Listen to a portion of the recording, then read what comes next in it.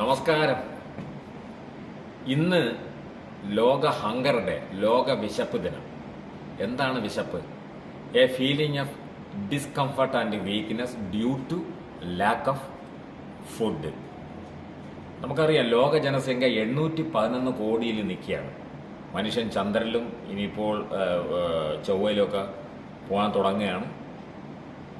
ലോക ജനസംഖ്യയിൽ ഈ 811 കോടി ജനസംഖ്യയിൽ ഏകദേശം 10%, 82 കോടി ജനങ്ങൾ വിശപ്പിലാണ്, ദാരിദ്ര്യത്തിലാണ്. അപ്പോൾ ഈ കൂടുതലും വിശപ്പും ദാരിദ്ര്യവും അനുഭവിക്കുന്ന കൊച്ചു മക്കളാണ്. അതെങ്ങനെയാണ് കൂടുതലും ഉണ്ടാകുന്നത്? പ്രകൃതി ദുരന്തങ്ങൾ, ഭൂമി കുലുക്കം, അല്ലെങ്കിൽ മറ്റുള്ള പ്രകൃതിക്ഷോഭങ്ങൾ. പിന്നെ ഏറ്റവും കൂടുതൽ എഫക്റ്റ് ആവുന്നത് യുദ്ധത്തിലൂടെയാണ് കൂടുതൽ ദാരിദ്ര്യവും വിശപ്പും ഉണ്ടാവുന്നത്. പണ്ട് നമ്മളുടെ മനകൾ അറിയാമല്ലോ, മാന അതിൻ്റെ അർത്ഥം എന്ന് പറഞ്ഞാൽ ഞാനല്ല. എന്ന് പറഞ്ഞാൽ ഞാൻ, എന്ന് പറഞ്ഞാൽ അല്ല. മനകൾ, അവിടെ ഞങ്ങൾ മാത്രമേ ഉള്ളൂ. അവിടെ നിന്ന് സന്ധ്യയ്ക്ക് ഒരു അശരീരി വരും. അത്താഴ പട്ടിണിക്കാരുണ്ടോ? എന്താണ് അതിൻ്റെ അർത്ഥം എന്ന് പറഞ്ഞാൽ, ആ പ്രദേശം മൊത്തം അവർക്ക് അത്താഴം കൊടുക്കാനില്ലെങ്കിലും ആ ശബ്ദം ചെന്നെത്തുന്ന ആൾക്കാർ അവിടെ വന്നാൽ അവർക്ക് അത്താഴം കഴിക്കാം.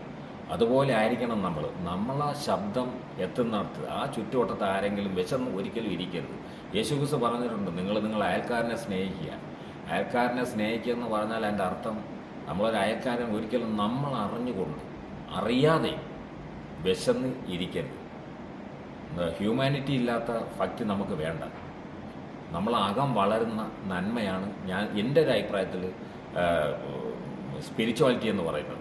അപ്പം നമ്മളെ കൊണ്ട് കഴിയുന്നത് രീതിയിൽ ഏറ്റവും കൂടുതൽ നമുക്ക് ചെയ്യാൻ പറ്റുന്നത് നമ്മൾ ആഹാരം വേസ്റ്റാക്കാതിരിക്കുക. നമ്മൾ വ്യക്തിപരമായിട്ട് നമുക്ക് ചെയ്യാൻ പറ്റുന്ന അത് മാത്രമേ ഉള്ളൂ. അപ്പം നിങ്ങൾക്ക് എല്ലാവർക്കും ഒരു നല്ലൊരു ദിവസം ആശംസിച്ചുകൊണ്ട് നിർത്തുന്നു. നമസ്കാരം.